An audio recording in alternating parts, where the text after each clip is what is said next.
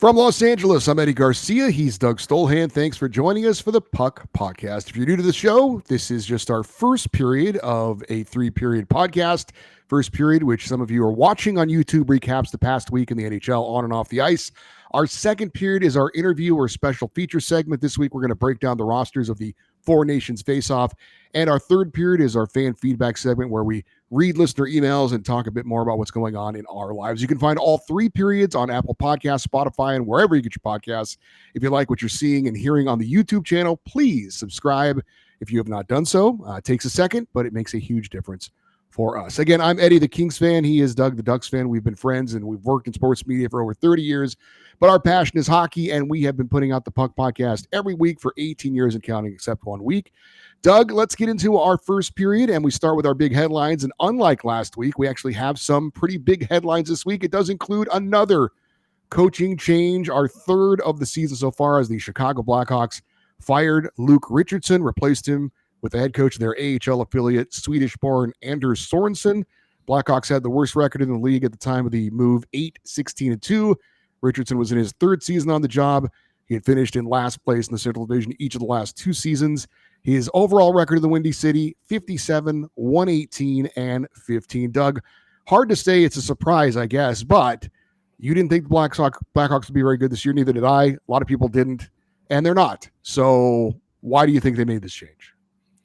Well, to hear them say it, they need a culture change. They need to change something, and they have not reached even their expectations. They thought they would be better than this. Not good necessarily, but better than this. And they said that they had realistic expectations for this season, and the team has not met them. And so when you are underachieving, often the first move by management is to change the head coach. Now, how do you defend a coach that went 57, 118, and 15 for just 33.9% of all available points in his 2+ years as coach? You can't go to the mat for a guy like that and say, this guy deserves to keep his job. This is unjust. This is a wrong move. That said, it feels a bit like firing the cook at Taco Bell just because he made crappy food. You gave him the ingredients and the recipe. If you don't like the results, go look in a mirror. The Blackhawks have been trotting out a second defensive pairing of Wyatt Kaiser and TJ Brody. You familiar with either of their work? I know we know TJ Brody, but Wyatt Kaiser? Familiar with that guy as a second pairing defenseman in the NHL? I can't say that I am, no. Nolan Allen is somebody that is getting 16+ minutes a night on defense. Alex Vlasic is playing over 25 minutes a night. What do you expect when you put that defense and when you've got a goaltending tandem behind that defense of Arvid Soderblom and Peter Mrazek? What did you expect? You've got at forward the Nick Foligno experience, Pat Maroon, Taylor Hall, and Craig Smith out there, none of whom have enough gas left in the tank to be impact players. What did you think the results would be this year, and how is the blame on Luke Richardson? Now, Anders Sorensen is the first ever Swedish head coach in NHL history. He's taking over a crappy team midseason. He deserves the Jack Adams Award if he gets this team to perform well, because they don't have enough talent to perform well. And he's taken over midseason, so he doesn't even get to make the changes that you would like to institute and run his own systems. The Bruins, by the way, you mentioned the third head coach change. The Bruins went 7-2 after they fired Jim Montgomery. The Blues went 4-1-1 after they fired Drew Bannister. Those moves worked. This is not going to change anything in Chicago. What might happen is that we might see better player development of the Blackhawks young players. But then again, this is the NHL. The NHL is not a development league, and guys getting their butts kicked on a nightly basis isn't the best environment to learn in. I hate this decision by the Blackhawks personally. I hate this for Luke Richardson. I hate it for Anders Sorensen because he deserves a better first chance to be a head coach. And I don't think we're going to see any significant improvement by the Blackhawks as a result of this move. As to why they did it, they needed to do something to placate their fans, I guess, or they thought internally, this is not going the way we expected. But I'm confused as to what they thought they were going to get when they broke camp with this roster.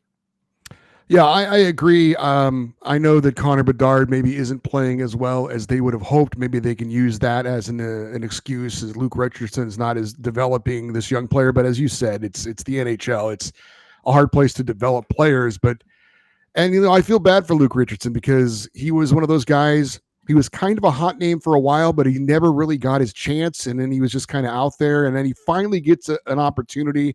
And I mean, the Blackhawks are an original six franchise. Hard to say no to that and to say no to any NHL head coaching job. And he knew what the situation was going into it. But that said, it does feel like it's unfair in a sense. We talked about it though before. It's already our third coaching change. It's a rough business. These guys know the profession they've chosen to be in. But that said, I agree with you. It seems pretty harsh for Luke Richardson. I hope he gets another chance somewhere else.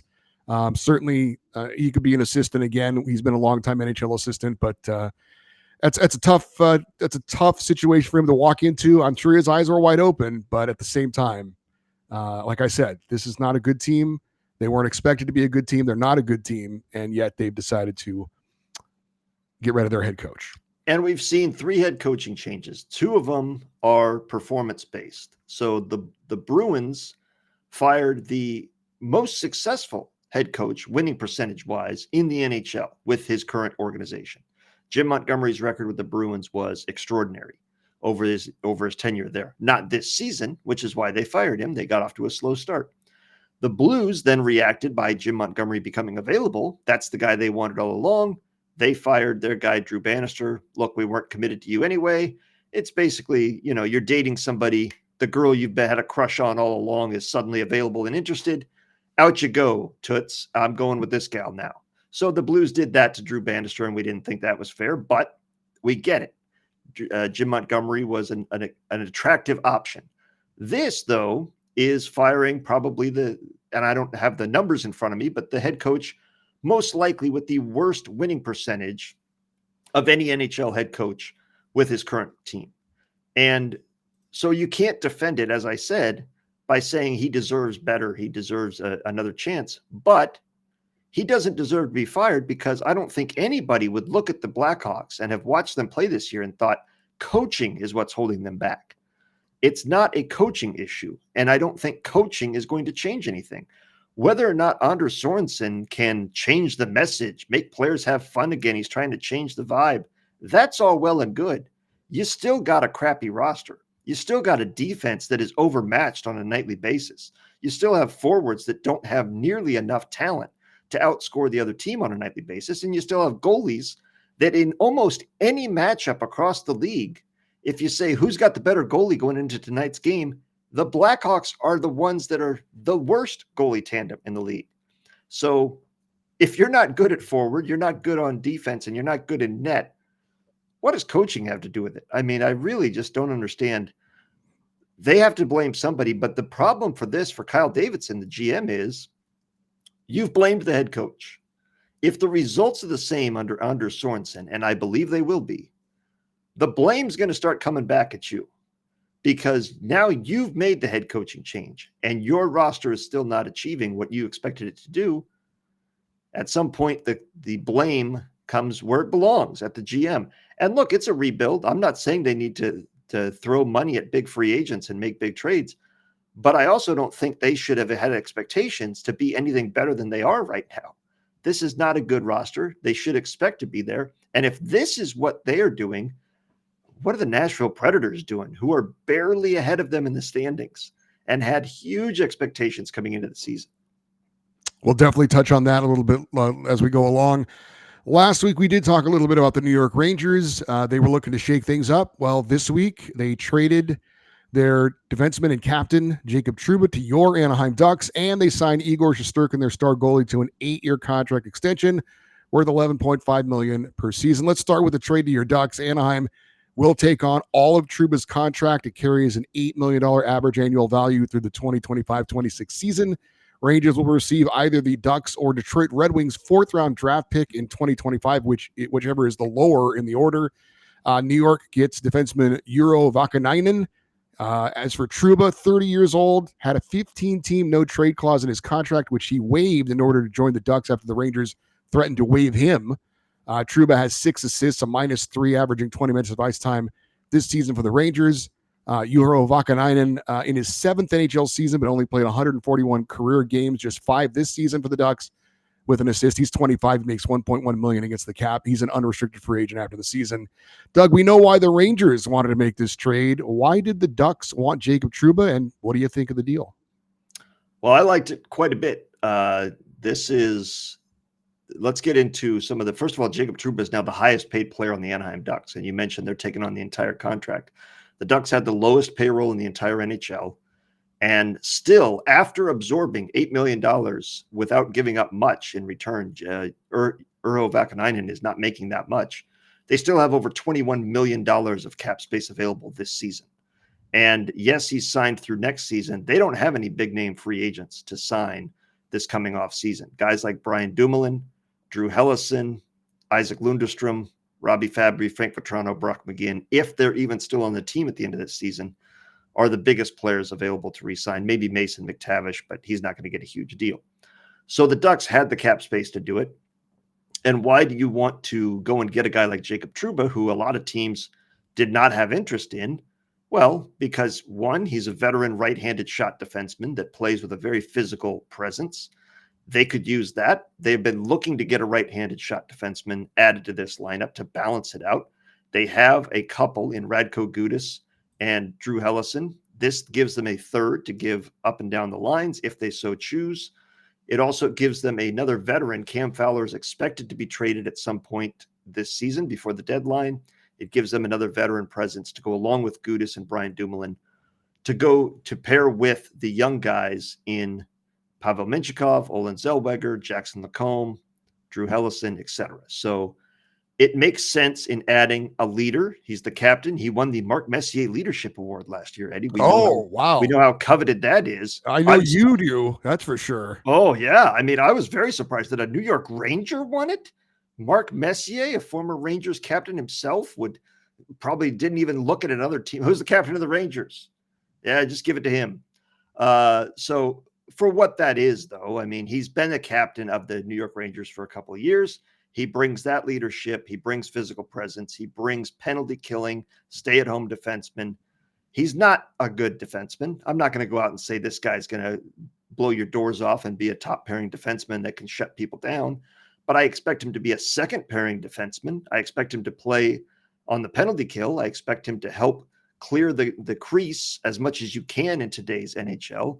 And certainly with him and Radko Gudas, I think playing on different lines, it puts a physical presence on the ice, probably 50 minutes a night for the Anaheim Ducks, which is a nice thing to have in the NHL still. It's going to be something that will keep forwards from skating into the middle of the ice, into the in front of your crease without fearing consequences. So I get why the Ducks would want him. I get why the Rangers would want to get rid of him. I think it's a good deal for both teams because the Rangers, while they clearly don't get anything of value in the deal beyond cap space, that was very valuable to them. That's all they wanted was cap space. And the Ducks get a player that will help them in the present, in the short term, for the next year and a half, and help develop their young players and teach them how to play a physical way. One guy that I think is going to be extremely beneficial to is Steven Stolberg, the first-round draft pick the Ducks had this past year, who is a very physical defenseman. Next year in training camp, when he's learning from guys like Gudas and guys like Truba firsthand how to be a physical defenseman in the NHL, I think that's going to go a long way towards his development and his preparation in his young career. All right. Well, I certainly understand that the Ducks had plenty of cap space to spend on Jacob Truba. I just don't know why they'd want to spend their money on that.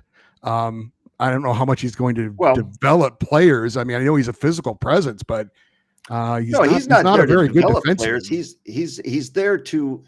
He's a veteran defenseman. He's not bad defenseman. Okay. He's not great, but he's not bad. And look, we'll see what he can do. I'm willing to see what he does on this team with a fresh start. Obviously, when you change teams, a lot of times you get a fresh start, you get a new lease on life. The pressure of knowing he's being traded is gone.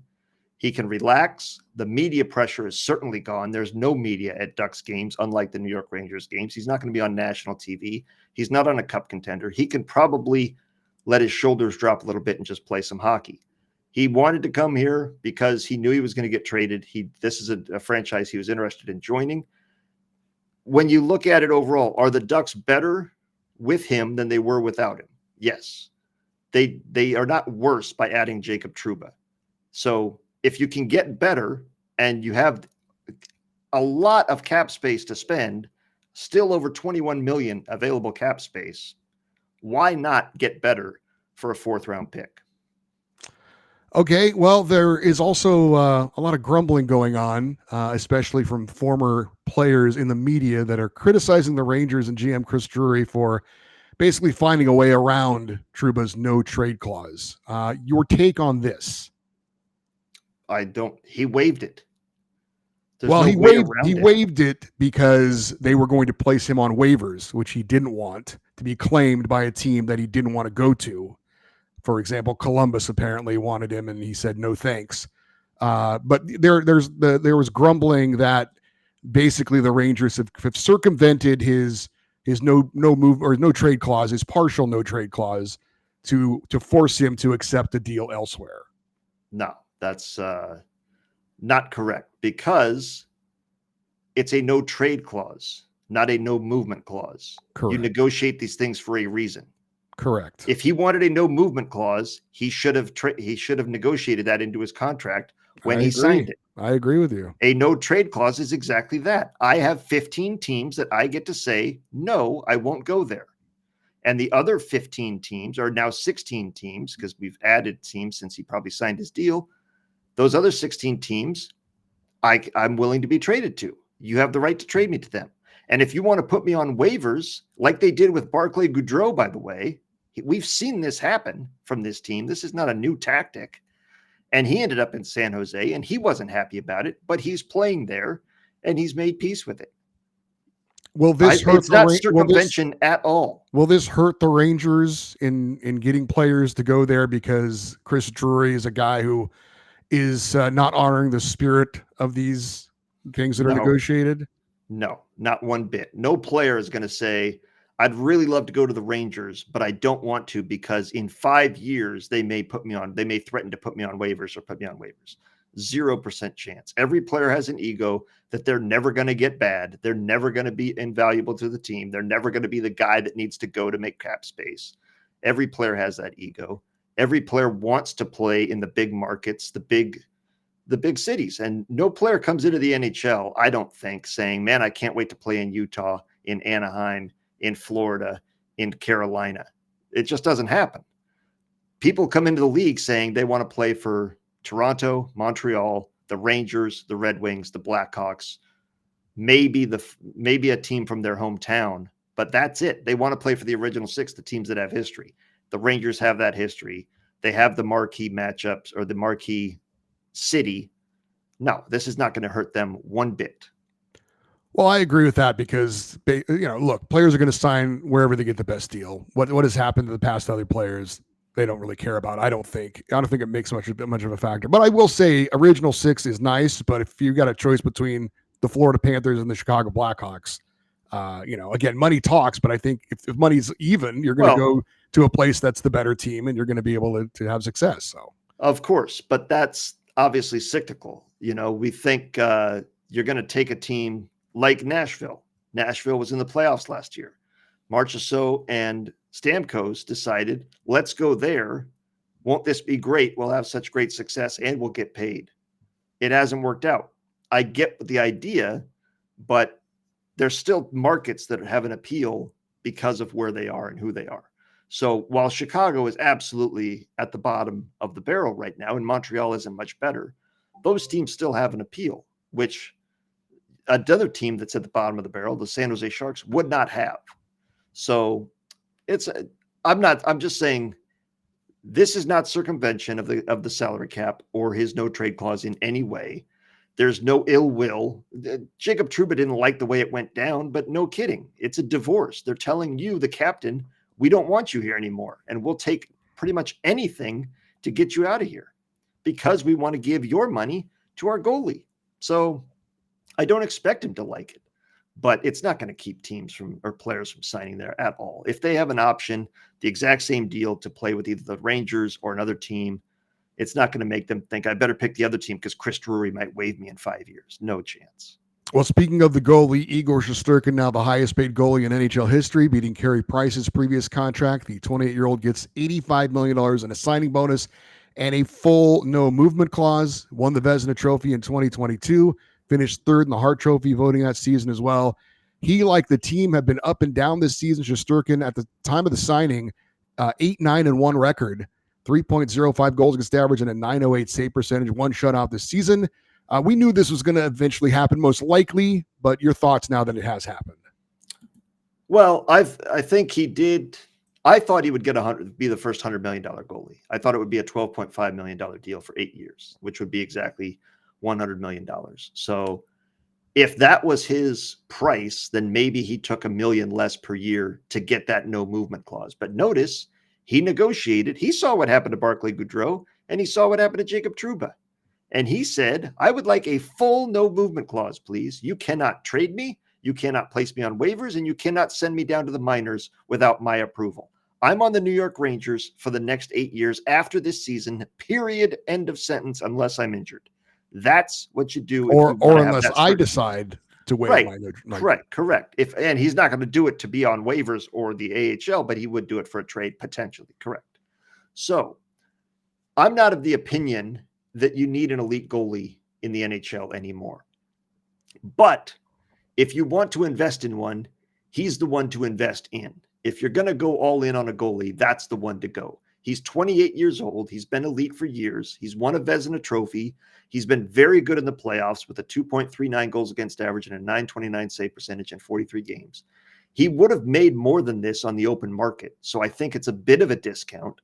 But the pressure is on him now to get this team deep into the playoffs on an annual basis. It's not a young team, but it has the pieces in place to compete. He's got the money in the bank and the term he wanted, the security. It's time to earn that money.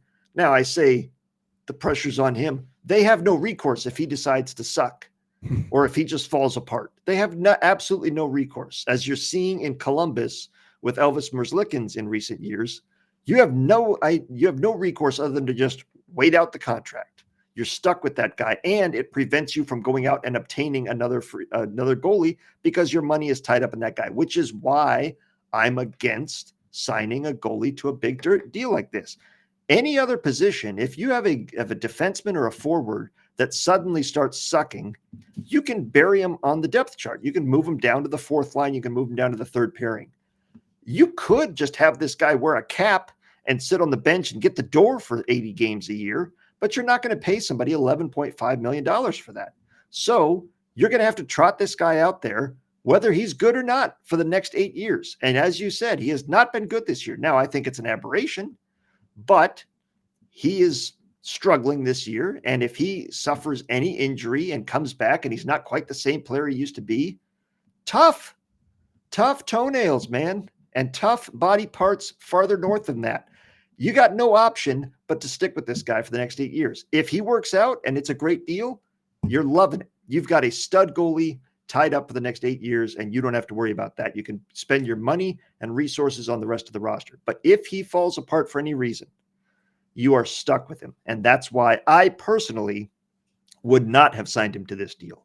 I would have said, you're going to play out the rest of this contract. We're going to, as Deion Sanders said, we're going to hug, we're going to cry, we're going to say goodbye. And you're going to go get your $12.5 million from somebody else.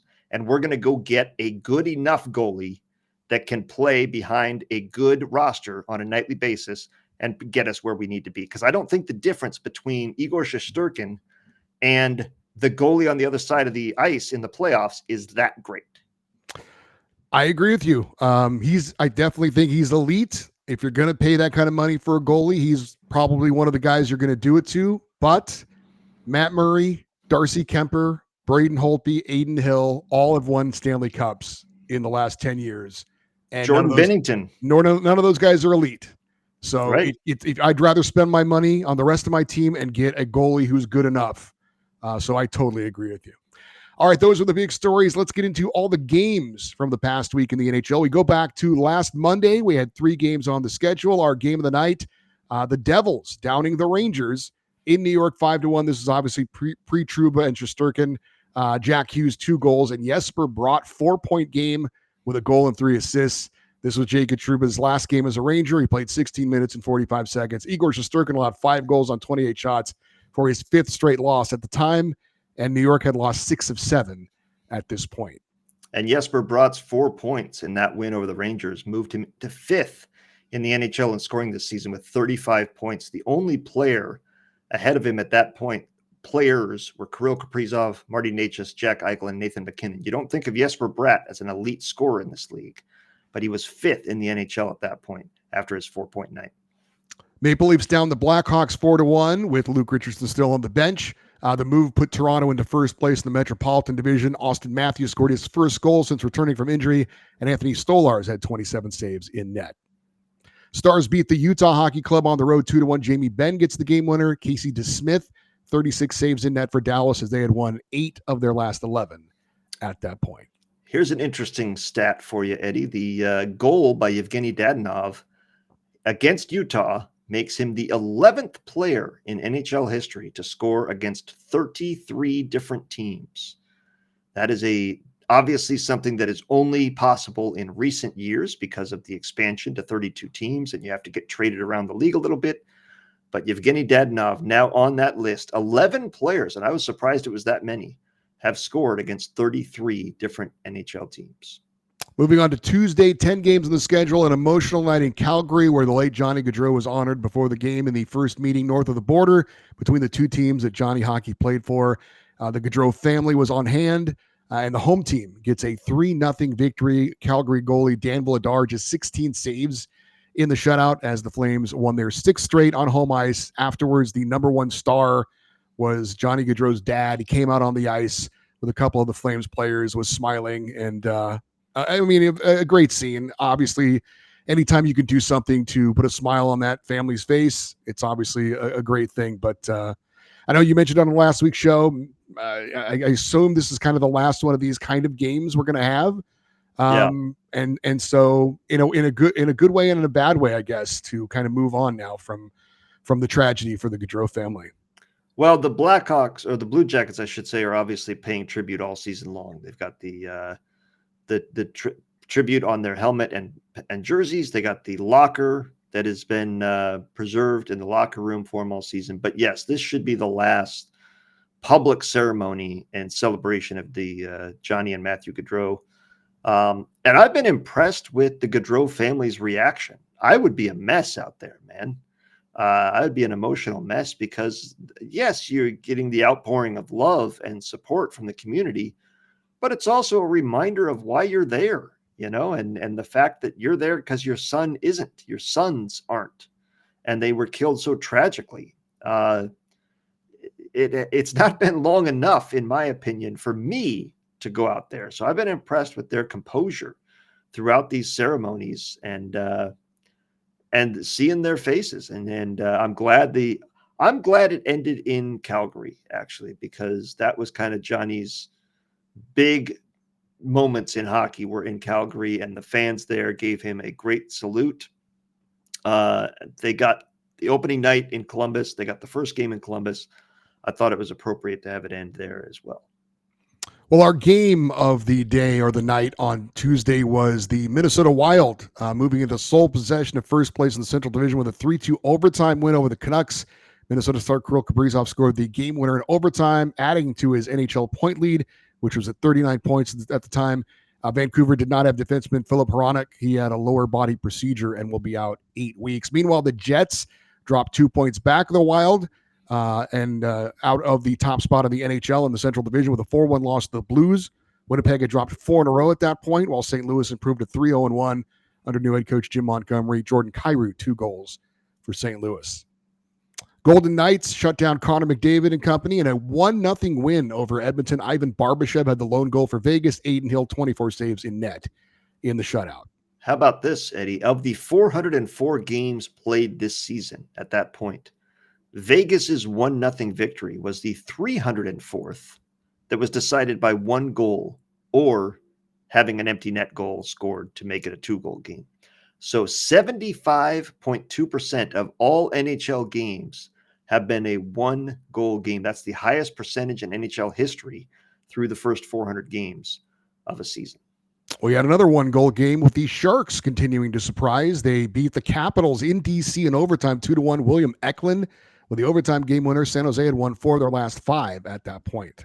You wonder how much San Jose's recent surge, the Ducks playing a little bit better than expected, you wonder how much that played into the Blackhawks' minds of why aren't we getting better as well?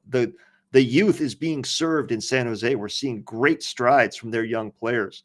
The Ducks, like I said, 23 points through their first 23 games, actually being a competitive hockey team this season. The Blackhawks were like, hey, those were our peers the last couple of years. They're leaving us behind. We got to do something so that we get to their level. And that's saying something. I'm proud as a Ducks fan that a team might be so upset they're not at the Ducks level that they fire their head coach.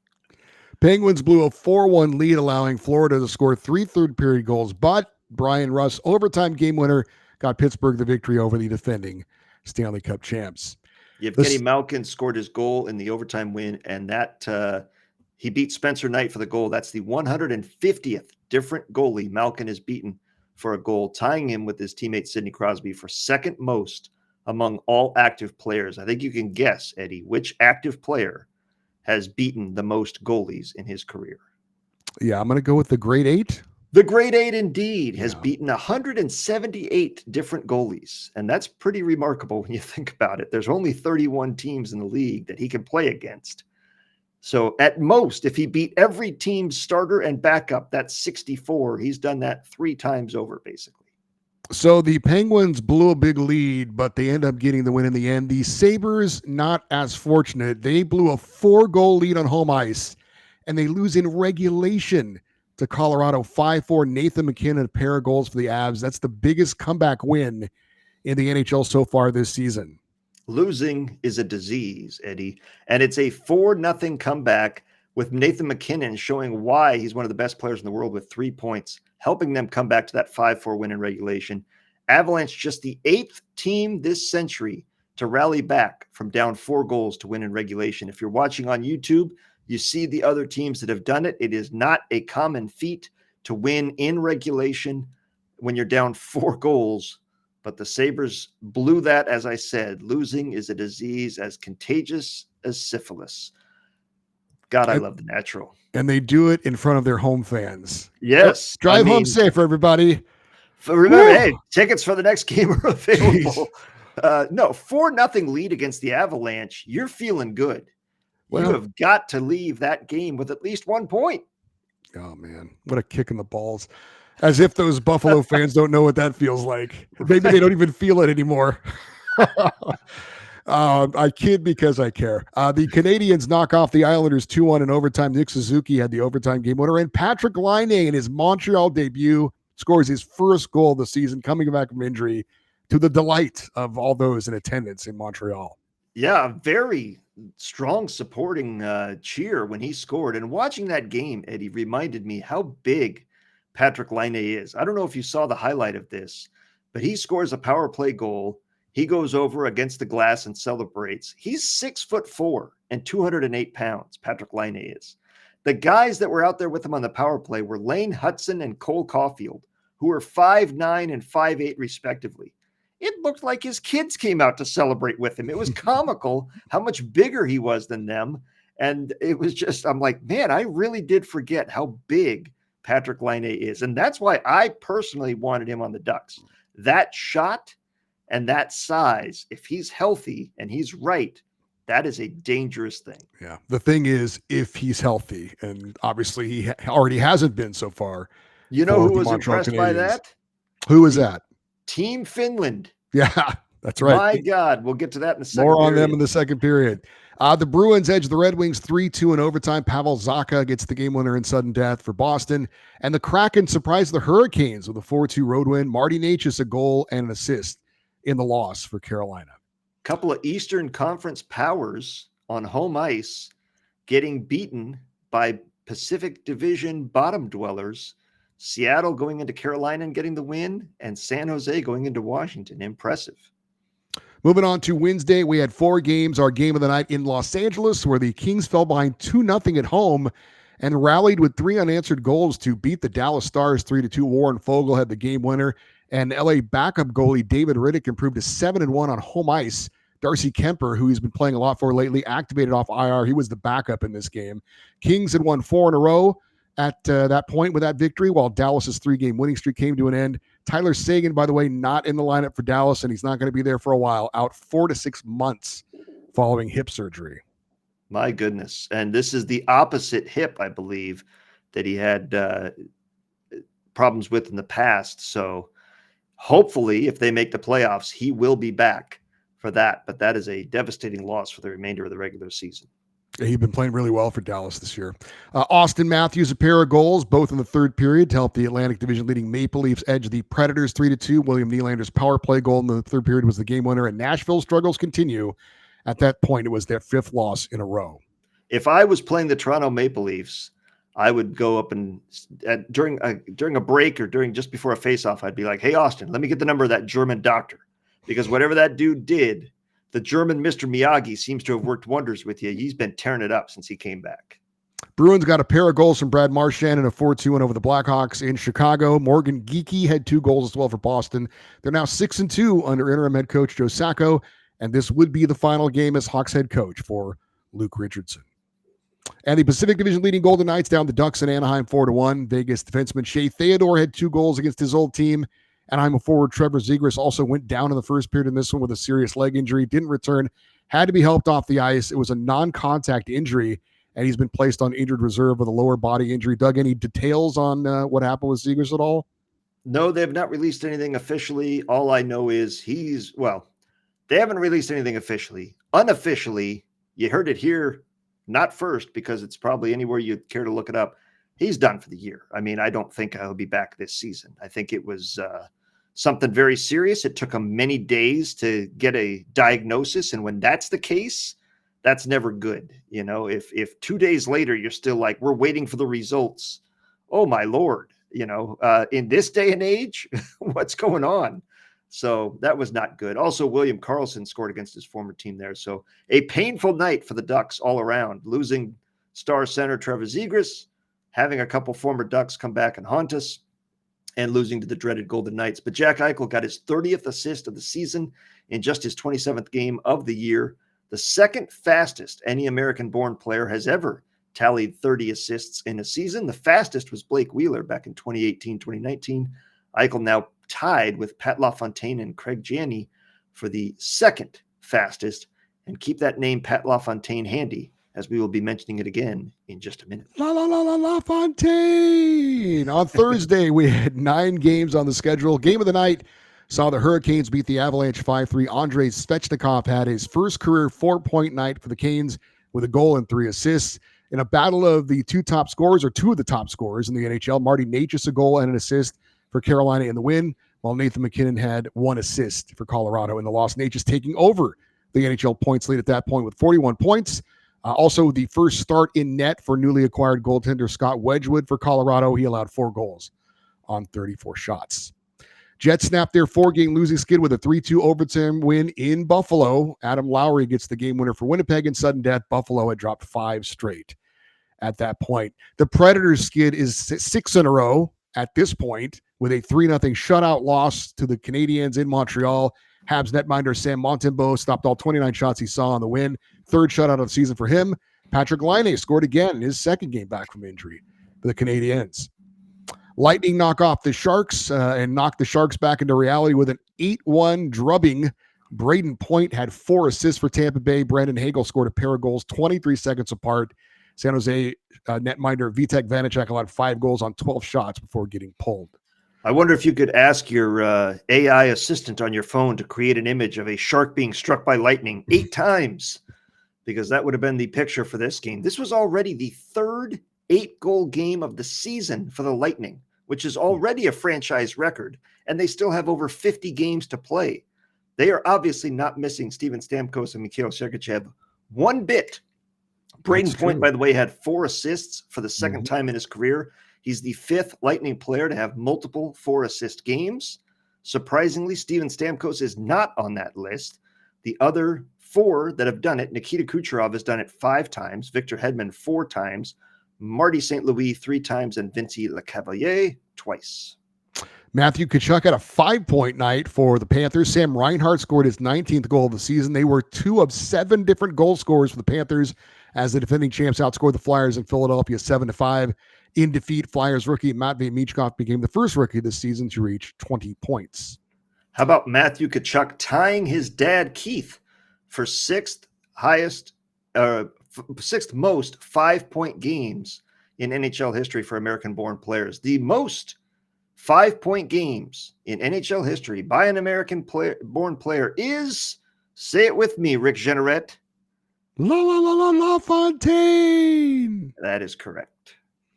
Leon Draisaitl pulled into a tie for the NHL goal-scoring lead with Sam Reinhart. He scored goals 18 and 19 to help the Oilers beat the Blue Jackets 6-3.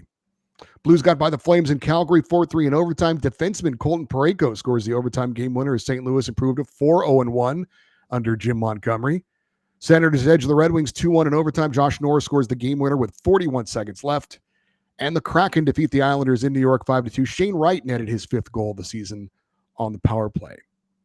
Moving on to Friday, 6 games on the schedule. All 4 division leaders were in action. And our game of the night was in Toronto, where the Capitals, the Metropolitan Division leaders, knocked off the Maple Leafs, the Atlantic Division leaders. 3-1 was the final. Connor McMichael gets his 16th goal of the season in the third period. That was the game winner for Washington. Caps improved to 10-2 on the road this season and set a new franchise record with their 8th straight win away from home. Minnesota Wild became the first team to reach 40 points on the season with a 5-1 win in Anaheim. Wild star Kirill Kaprizov had a goal and 2 assists. He passes Marty Necas to reclaim the NHL points lead with 42. Minnesota also moved 2 points up on Winnipeg atop the Central. The scoring lead in the NHL is being passed around like a beer at a frat party, my friend. It is crazy right now. Kirill Kaprizov with those 3 gets 42 points, the 7th most through 25 games of any active player. The most among active players is a tie between teammates in Edmonton. Connor McDavid and Leon Draisaitl both have had 47 points through 25 games earlier in their career, but Kirill Kaprizov on a heater with 42 points through 25 games.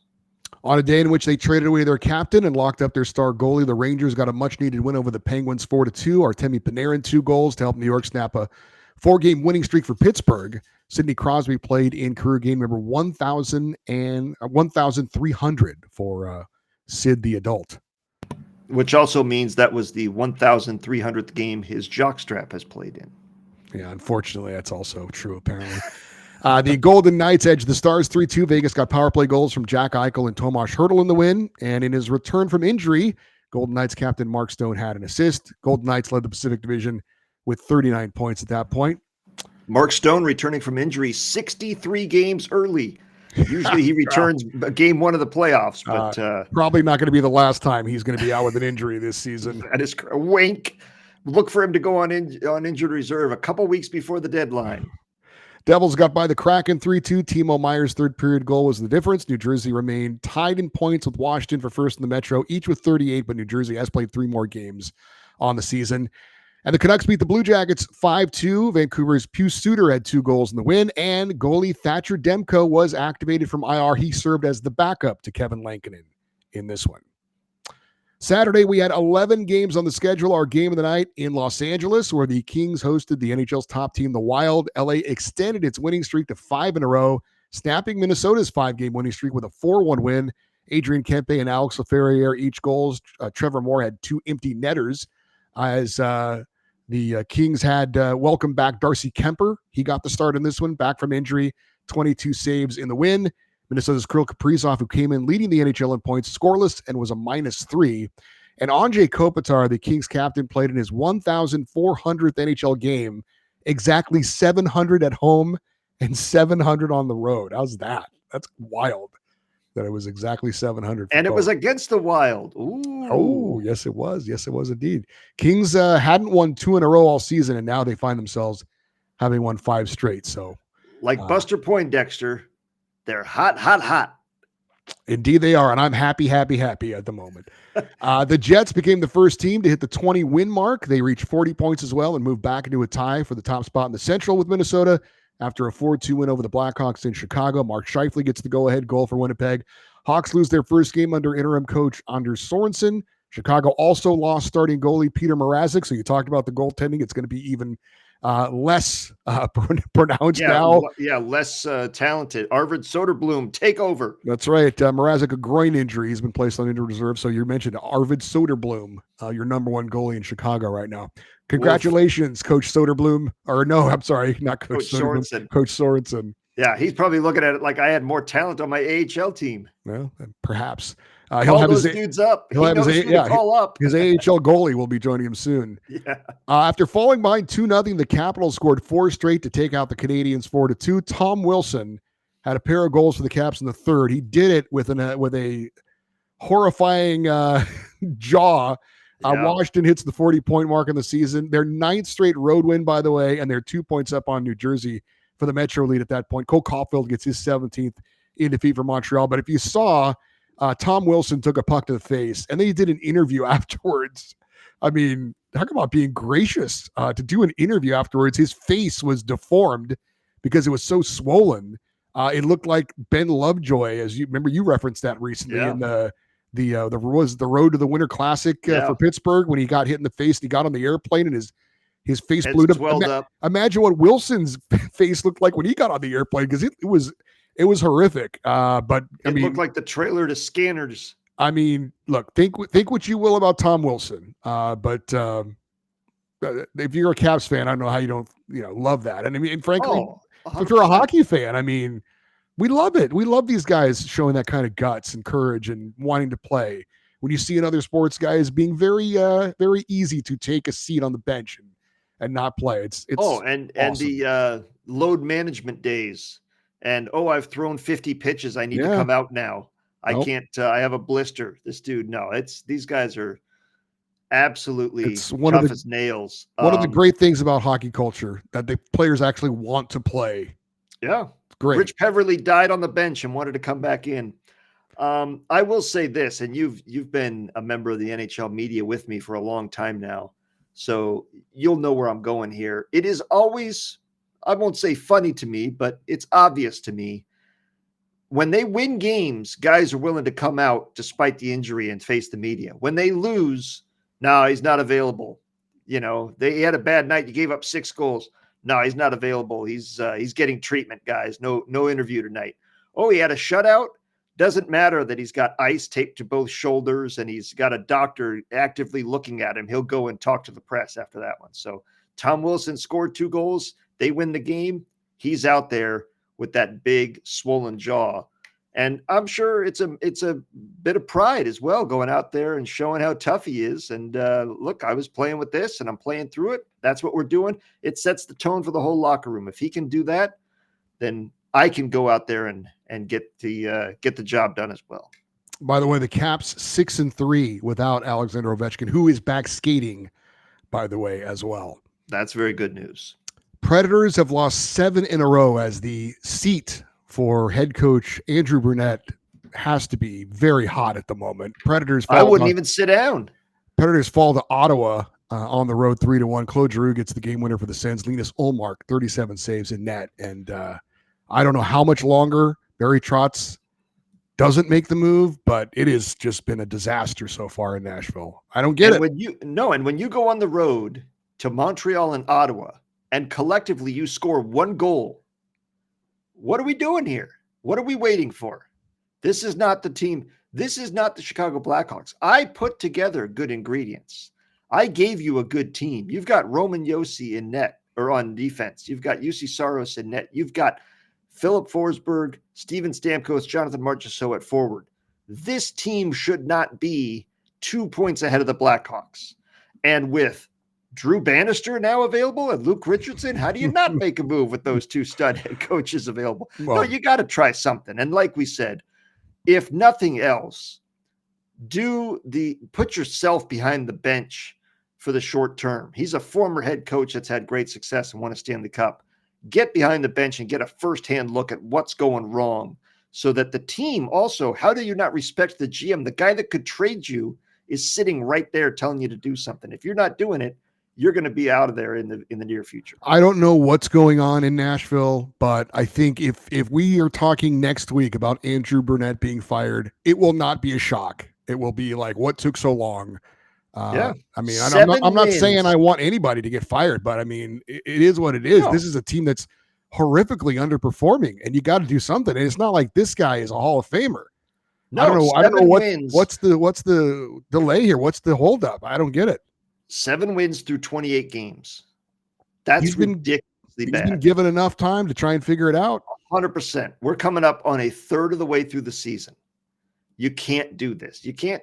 In fact, I think we're past the 1/3 point for them. 28 times 2 is 56. Add another 28. You're at 84. So we're past the 1/3 mark of the season, and you've got 7 wins. You're on pace for 60 points this season. Less than that. Come on. You can't do this with the team you've invested in.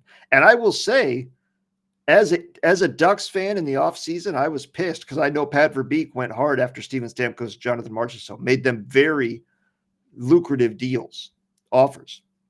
They turned it down to go to Nashville. I was pissed. I'm delighted because if we had signed those guys and this was the outcome, I'm not saying the Ducks would have 7 wins, but if they were underperforming and Stamkos and Marchessault were not living up to the contracts they got in the first year, oh man, that would be a tough pill to swallow because you got a lot of years left on those payments. And as I'm looking at them, Stamkos is making $8 million with a full no movement clause, and Jonathan Marchessault has a no movement clause as well. $5.5 million. Collectively, $13.5 million, and you are not getting that kind of production. And this is the first year of their deals. Oof. Oilers beat the Blues 4-2. That's St. Louis's first regulation loss under Jim Montgomery. Connor McDavid had a goal and assist for Edmonton, which had won 5 of 6 at that point. Penguins surprised the Maple Leafs with a 5-2 win, tied 2-2 in the third. Michael Bunting gave the Pens the lead with a power play goal. Pittsburgh then iced it with a couple empty netters. William Nylander gets his 17th of the season in defeat. How about Sidney Crosby getting his 1,023rd yes. career assist, tying Gordie Howe for 5th most with one franchise in NHL history. Next up on this list for him to catch is his former teammate, former landlord, and current boss, Mario Lemieux, who is now 10 assists ahead of him in the all-time assists with one franchise record. I think he actually has a chance if he continues playing there. And we talked about him potentially getting traded. He has a chance to catch and pass Ray Bourque if he sticks around and plays out the rest of his contract for the all-time record. And if you're watching on YouTube, this is quite a list. Yeah, if you're Ray Bourque, Wayne Gretzky, Steve Yzerman, Mario Lemieux, Gordie Howe, Joe Sakic, Stan Mikita, Nicholas Lidstrom, Brian Trottier, all legends, all absolute legends, the best that have ever played this game. And Sidney Crosby is among that group. And he is a legend that is among the best to ever play this game. Panthers down the Sharks 3-1. Matthew Tkachuk 2 goals and Sergei Bobrovsky 28 saves in net returning to the lineup. Defending champs are 5-0-1 in their last 6. They move 2 points up on Toronto for the Atlantic Division lead. Head coach Paul Maurice picked up career win number 111 as Panthers head coach, and that makes him Florida's all-time winningest coach in franchise history. How about that? Not an illustrious list, but when you go back through their history, I think, who did he pass? Jacques Lemaire? I did not see the list. I'm going to have to look that up because I forget who he could, but I mean, they haven't had a lot of success. Yes. And the head coaches that were there, Gerard Gallant was very good. They got rid of him pretty quick. He's available, by the way, for Nashville, but we'll see. 100%. Islanders upset the Hurricanes 4-3. Bo Horvat snapped a 13-game goalless drought for New York. The loss for Carolina, Marty Necas at an assist, pulls even with Kirill Kaprizov for the NHL scoring lead with 42 points. Avalanche edge the Red Wings in Detroit 2-1. Cale Makar gets the game winner on the power play for Colorado, while Alexander Georgiev had 28 saves in net in the win. Detroit has dropped 5 in a row. Bruins beat the Flyers 4-3 in overtime on a Pavel Zacha goal, his second overtime game winner of the week. Trent Frederick had a pair of goals as well, as Boston has won 4 straight and improved to 7-2 under Joe Sacco. So that move certainly paying off for Philadelphia. Star rookie Matvei Michkov had 2 goals, numbers 10 and 11 in the loss. And the Utah Hockey Club. You mentioned the Matvei Michkov, his 2 goals, giving him 11. He's the first rookie this year with 10 or more goals. The third teenager in franchise history with 3 consecutive multi-point games. The other 2, Peter Zezel back in 1985, who did it twice that season, and Eric Lindros in 1993. And by the way, updating the hooded Paul Maurice beat in that. It was Jacques Martin with 110 wins. No coach has ever coached more than 246 games with them in their entire history. And it was both Jacques Martin and Pete DeBoer that got that to that number. And the Utah Hockey Club down the Sabres in Buffalo, 5-2. Sabres have lost 6 in a row at that point. One other note from Saturday, I mentioned him earlier, but Lane Hudson of the Montreal Canadiens, who is not tall, is having a big impact on the score sheet with 6-game scoring streak that ties the franchise record for longest scoring streak by a rookie defenseman. The only other Habs rookie blue liners to have a 6-game scoring streak are Glenn Harmon back in 1943 and Chris Chelios in 1984-85, who did it twice that season. So Lane Hudson enters the week with a chance to set an all-time rookie record for an Original Six franchise. That would be quite the feather in his cap if he can get a 7th game with a point. Moving on to the final day of the week, Sunday, we had 7 games, and our game of the night was the Avalanche taking on the Devils, and Colorado gets the 4-0 shutout win in New Jersey. Scott Wedgwood made 25 saves in his first start for Colorado. Actually, his first win as a starter for Colorado. He had started one game. Yeah, he started earlier, but that's a nice one. And you go into New Jersey, get a big win on the road with a shutout. That's exactly what they were hoping for out of him. And honestly, that's all they need. They don't need a shutout, but they need competent goaltending. Their offense is strong enough. They'll take care of it from there if you give them good goaltending. Kraken outscored the Rangers 7-5 in New York. Oliver Bjorkstrand had 2 goals in the win. Igor Shesterkin was away from the team for the birth of his second child. So Jonathan Quick got the start. Yeah. What a week, man. You get a $100 million deal, basically, and you have a child in the same week. I mean, my goodness. It's a lucky what kid. A great week. Yep. Please adopt me, Igor Shesterkin. You ain't kidding. Jonathan Quick got the start. He allowed 6 goals on 21 shots. New York has lost 7 of 9 at this point. Philip Grubauer got the start in net for Seattle, but Joey Decord was out with an illness, so we had an e-bug sighting in New York. Michael Matchis suiting up for Seattle.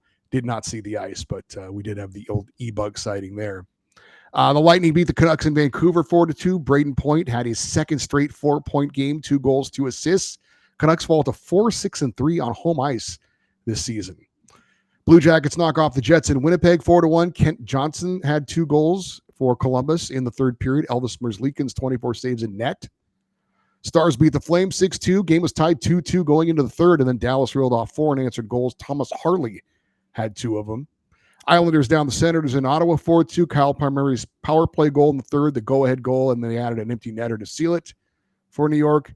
And the Utah Hockey Club beat the Flyers in Philadelphia 4-2. Logan Cooley's power play goal was the difference. Jackson Stauber gets the win. He's 7-1 now in his NHL career, and that's 4 road wins in a row for Utah. Flyers rookie Matvei Michkov had 1 assist, giving him 25 points on the season. It appears with that loss, it appears that Calgary has come back to earth after their hot start this season. They are now, for the first time, as we get to the standings of the season, they're for the first time out of the playoff picture right now on the outside looking in. Well, let's check out the standings as we get ready to start a new week. Any order you would like to go to check these out? I think we did West last, so let's start in the Atlantic.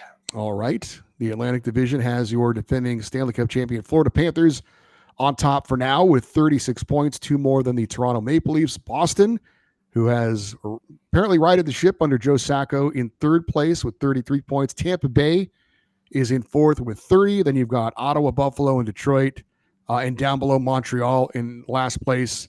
But looks like we've got your 4 teams that are going to be obviously the top 3 in the playoffs, in Tampa Bay, probably in the wild card hunt. It'll be surprising if any of the bottom 4 are able to pull their way up into a playoff type situation, but we'll see. We still have a lot of season left to go.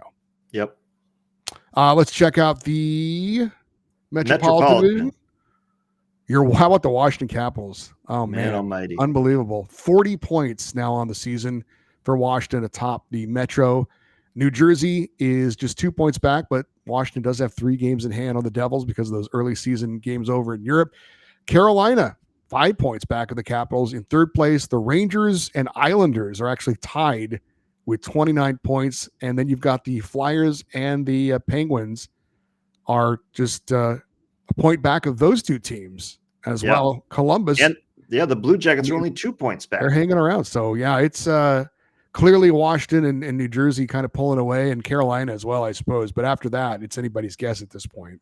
Well, I will say this. The Rangers have 3 games in hand on the Islanders and the Penguins, 2 games in hand on the Flyers, and a game in hand on the Blue Jackets. Of the group, I'm obviously rooting for the Blue Jackets just because of the trauma they've went through in the offseason and because who has something against the Blue Jackets? They've never done anything to anybody. The Devils, it's interesting you mentioned that they got the 3 games more than most teams because they played the Buffalo Sabres in those games, correct? And yet, the Buffalo Sabres are right with everybody else. They've played 27 games. They haven't played 30 games. So the Devils have had a very intensive start to the season, 30 games already at this point. They're due for some days off and getting rest where other teams are going to have to play. So we'll see how that plays, how that helps them down the road. But the only other team that has played 30 games so far is the San Jose Sharks. Let's check out over in the Western Conference, the Central Division, where it is very tight right now. We talked about it as we were looking back on the week. Minnesota and Winnipeg exchanging first place, going back and forth. But right now, as we go into a new week, they're tied with 40 points, but the Wild with 2 games in hand on Winnipeg. Dallas, still, I mean, they haven't been bad, but really haven't gotten too much traction yet, at least as far as some of us thought they would be. Now, granted, Minnesota and Winnipeg are playing amazing hockey. So certainly no big slide on Dallas, but they sit in third place. Then you've got Colorado 2 points back of them. The bottom 4 in the Central, Utah, St. Louis, even with St. Louis playing better hockey under Jim Montgomery. Then we talked about Nashville and Chicago bringing up the rear. I think Dallas will be fine long term. Their home record is extraordinary. They're 11-2-0 on home ice. They're struggling on the road right now at 6-8-0. I think that'll sort itself out in the long term. And they've got a plus 23 goal differential, which is actually better than the goal differential of the Minnesota Wild. So I think they'll be fine long term. Again, it's just getting that top 3. You'll control your own fate in the playoffs. But I think, well, we'll get to the Pacific Division standings here in a second. I've got an opinion on the Western Conference as a whole. All right, well, let's get to the Pacific Division standings right now. Vegas Golden Knights on top with 39 points. LA Kings in second with 35. Then you've got Edmonton and Vancouver with 32 points. Calgary 31 points. Seattle 29 points with San Jose and Anaheim in 7th and 8th. I would say, and as you look at the Western Conference right now, you've got 4 teams from the Pacific and 4 teams from the Central in a playoff position. Obviously, the Kings, Golden Knights, and Canucks have the automatic berths. Edmonton is in a wild card spot. In the Central, it's the Wild, Jets, and Stars, with the Avalanche in a wild card spot. I think those are the 8 playoff teams we're going to see at the end of the year. I think the playoff field is set. I'm not saying Calgary won't win to take a spot back at some point maybe this season, but I think the 8 teams that are currently in a playoff spot are going to be the 8 teams that make the playoffs, and the 8 teams that are not in a playoff spot will be the 8 teams that miss. Over in the East, I tend to think it's the same thing. Again, you've got the Panthers, Maple Leafs, and Bruins in the Atlantic, the Capitals, Devils, and Hurricanes in the Metro, and then your wild card team are the Lightning and Rangers. I know the Rangers are struggling right now, but those are the 8 I think we're going to see make the playoffs. And the 8 teams that are not in it right now, the Islanders, Flyers, Penguins, Blue Jackets, Senators, Sabres, Red Wings, Canadians, I think those are the 8 that miss it. So as crazy as it sounds here on December 8th, I think we've got our 16 playoff teams. Seeding is going to change. Who's in the automatic berths? Who's a wild card? That's all up for grabs. But I think we've got our 8 in each conference right now, and we'll check this at the end of the season. But I think the cream has already risen to the top in both conference. Calgary has fallen back down to earth, and the East, we got some teams that were off to slow starts. They're doing ultimately though. I think where they are is they're in the playoff spots right now for a reason. Well, that'll do it for our first period. Hope you enjoyed it. If you like what you have heard so far, check out the remaining 2 periods of the show on our podcast. Just search for Puck Podcast on Apple Podcasts, Spotify, and wherever you get your podcasts. If you are listening to the podcast, we've got the 2nd and 3rd periods coming up. If you're watching on YouTube, I'm Eddie Garcia. He's Doug Stolhan. Thanks for joining us. We'll talk to you next Monday with another edition of the Puck Podcast. Props.